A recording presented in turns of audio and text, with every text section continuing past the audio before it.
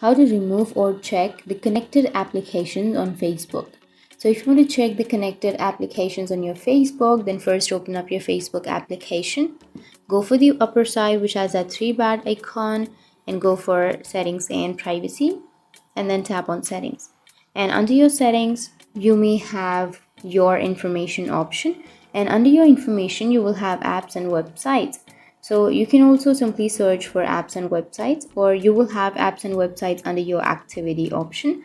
Tap on apps and websites, and once you tap on that, here you will have all of the apps and websites that you have linked or that you have checked, and here you will have all of the apps that you have connected on Facebook. So for now I have not connected any one of the applications.